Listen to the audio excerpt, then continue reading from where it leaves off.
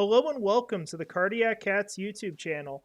I'm back for one more video tonight as I want to recap all the moves that took place during day one of free agency for your Jacksonville Jaguars. So we're going to go over the roster, where things stand right now. We're going to talk about the salary cap, where we project them. These will be basically projections that are worst case scenario for the Jaguars. That way, that if they're different, and I would bet they are different, we'll be in a better situation while I project, and that's a good thing, right?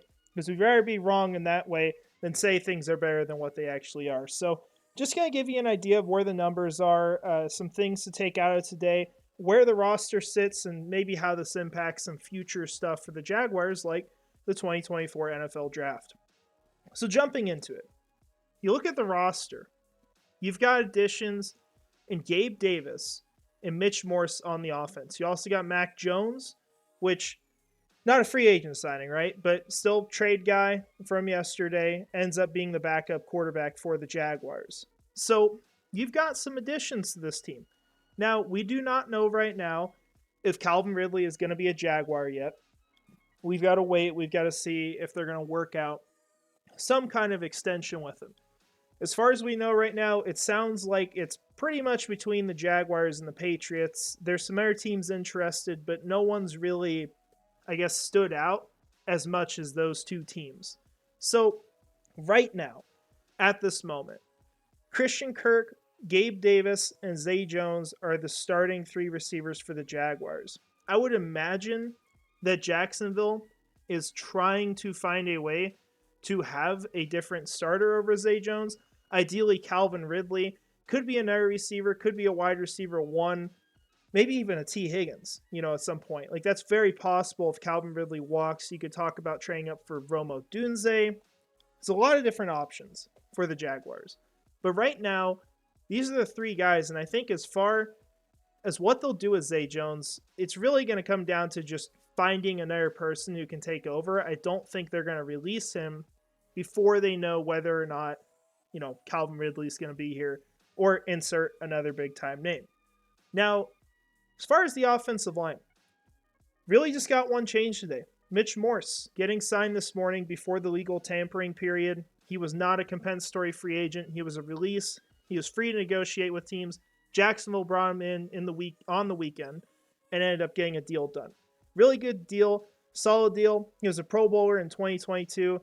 I have some questions as far as his ability in the run game. I don't think he's really as good as what I would have hoped for there. But nevertheless, we're talking about replacing Luke Fortner, so it's going to be better. And that's good. And, hopefully for Luke Fortner's sake, he's able to soak up a lot of things on the bench, learning this year, and maybe he can work out a long-term career, wherever that is. But lots of projection to say that. So we'll see what happens, but Mitch Morse is very clearly the starting center. So the Jaguars, you look at this offense, what you see is the team has plugged the holes, right? They're not necessarily bringing in the best of the best players, but they're bringing in guys who can do pretty well for the team, that you can get away with. Like, this is a decent offense. It'll function. It's not going to be incredible right now, but they've got pieces. And now you can build on that through the draft. You're going to try to build on it, getting Calvin Ridley back, maybe making a trade for someone. But this is where you are right now. And I think it's a pretty solid situation for the Jaguars. But then you go to the defensive side of the ball. And this is really where we saw a lot of investments today too, as they put a lot of pieces in the defense. So there's a lot of question right now about, like, where is everyone going to start, right? And so the things we know that Tyson Campbell and Ronald Darby are outside cornerbacks. It's pretty clear. Campbell's played outside his whole career. There was not a question about that. And Darby, you go look up the numbers. He's played over 5,000 snaps outside while only playing about 150 in the slot. So if they somehow decide to put him in the slot, it just would not be a good idea, and I don't think that happens. So I think that's set pretty clearly. And then Andre Sisco is your free safety, right? He's playing one of the safety positions. So it's a question about Antonio Johnson and Darnell Savage, because those are your logical starters in the slot and then at the other safety position.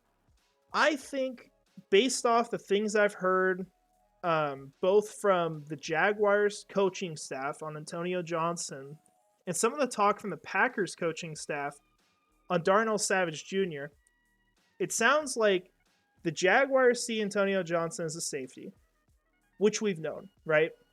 The Packers, on the other hand, have said they believe that Darnell Savage would be best playing in the slot, but they have played him at safety because they felt like there was not a guy who could play there if Savage was not playing safety.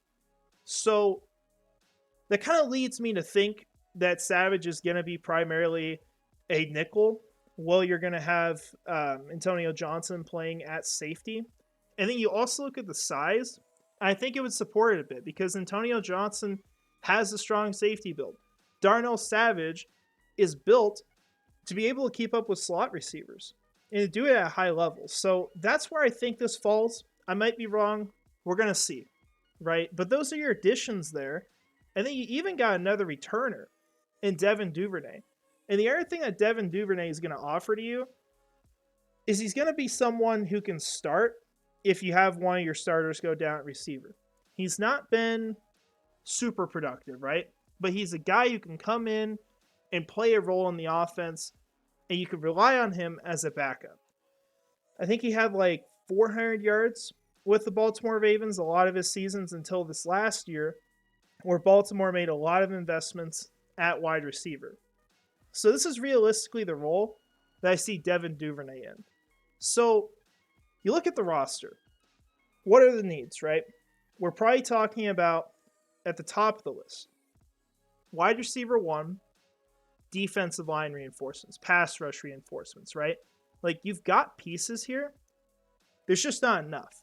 You don't have as many players as you'd like to have. And if Trayvon Walker is playing on the defensive line more, I mean, now you need another pass rusher.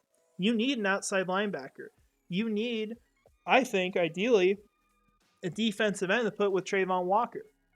You need another defensive tackle to play with Devon Hamilton. I don't trust having Adam Gotsis or Jeremiah Ledbetter as a second guy. I'd rather upgrade over that, right? So there's a little bit of an emphasis there. But you see the progress that the Jaguars are making, what they're working towards is setting it up to where the roster is at least in their image complete. That way, they can go into the draft, and if there's a guy sitting there that's really good, they can pick him. They don't have to worry about position as much, right? Because if you're telling yourself, well, we're going to take cornerback first round, so we're not going to address it. We're going to focus on everything else. What happens if you lose Terry and Arnold and Quinyon Mitchell before your pick? What if you try to trade back because you think, well, I don't want to draft one here, and Kool-Aid goes off the board? Or Nate Wiggins, or Ennis Rakestraw. Like, you can't force yourself into having to take a specific position. It's a really bad idea, and that's one thing I'm glad the Jaguars have understood during the time I've been a fan under this regime. And I have a lot of complaints about the regime. You guys all know that. You know, this isn't me saying I think they're the greatest in the world. I think they did a solid job, and that can happen. Just because I don't like them doesn't mean they can't do it right once in a while. And today, I think they did a pretty good job. So I like that approach. We'll see where it is. But finally, just kind of to wrap this up, I want to give you an idea of where salary cap might be right now. So first and foremost, this is supposed to be Gabe Davis. It's not Dearness Johnson. Over the Cap has had a ton of updates over the day because of contracts and just reworking so much on the website. Because of that, what has happened is that the website's not really functioning that well, so it took me like 15, 20 minutes just to wait for this all to load to put in the numbers, which is kind of obnoxious, but, you know, it is what it is, and I understand that. So when I put in Gabe Davis, wouldn't let me do it. I had to choose a player that was already on the Jaguars. So I went with Ernest Johnson, who's currently a UFA. So this is Gabe Davis. What I did for all these contracts was I took the base salary, I divided it by 3, right? And I converted everything I could for the first year to signing bonus, which is usually what the Jaguars do. What you might see on some of these contracts is void years. See void years thrown in. What that does is it pushes the signing bonus even farther down the road. So that's very possible that they do that, especially on like maybe Gabe Davis's contract. I could see that. So if that happens, there's even more money getting saved, right? Because you're pushing more down the road. But this is worst case scenario. You've also already got your signings in Mitch Morse and your trade in Mac Jones. So that's already factored in. And then you got Ronald Darby, Darnell Savage Jr., Devin Duvernay, and Gabriel Davis. So these are your additions right now. So consider the fact there's going to be some players who probably get cut, right? If Zay Jones gets cut, obviously Ridley's going to be back. That changes things a little bit, changes the cap space. So keep that in mind. There's going to be some money getting saved. I think like Beathard would probably be another player who gets cut down here because, well, you know, I don't think you carry 3 quarterbacks. You're not cutting Mac Jones. So Beathard is probably gone for the Jaguars. So this number will change a little bit, but you will see the Jaguars have a lot of cap space, and there's not a ton more that I think they're going to spend, especially with Mike Onwenu getting signed, because I do think that was one of the big names they were considering. So now, in the coming days, something I would watch for is the potential of a Cam Robinson restructure or pay cut, similar to Brandon Scherf. I think that the Jaguars were not fully committed today going into free agency. I think they wanted to explore options. I think Onwenu was the top choice. So now I would expect the Jaguars to go back and restructure that deal, change around the cap hit a little bit, make him take a pay cut. Similar to what happened with Brandon Scherf. That's probably the situation the Jaguars are in. So this is where they stand. I think there's going to be a lot of money available next offseason. Looking at the salary cap, like $260 million is the projection right now. I think it's going to be much higher than that. So how would I evaluate all this? I like it. It's not exactly what I would have done, right? But my expectations are different than them just doing everything I would do. They found a lot of good deals. I think they found a lot of starters, affordable players as well, proven players, and they took shots where they needed to take shots. Now you've got a roster that's pretty well filled out, still got a lot of cap space, and I think you can head into the draft, which is one of the best ones we've had in a long time. You pick your best player. You get a ton of talent, and next year you have a lot of opportunities to make changes on this team where they need to be made. So those are my thoughts, guys. Let me know what you think. I think it was a really good first day of free agency. Lots of action. Very happy with the direction the team took. We'll see how it continues. One last note I do want to throw in. Brian Burns getting traded to the New York Giants from the Carolina Panthers. Signed a deal worth $150 million over 5 years. That's the one gripe I have. It was talked about that the Jaguars were close to getting a deal done with Josh Allen before free agency began or sometime today. It is very likely that that will take a huge step back because of that, because Josh Allen has done a lot more to prove himself than what Brian Burns does. Originally, we heard Josh Allen was asking for $30 million a year. Now Brian Burns is earning that. So the number is going to change. The Jaguars weren't there yet. It's something to monitor. And I'll tell you this. If they couldn't get that deal done, and that bridge is too far now because they've waited, that's a really, really bad decision by the team.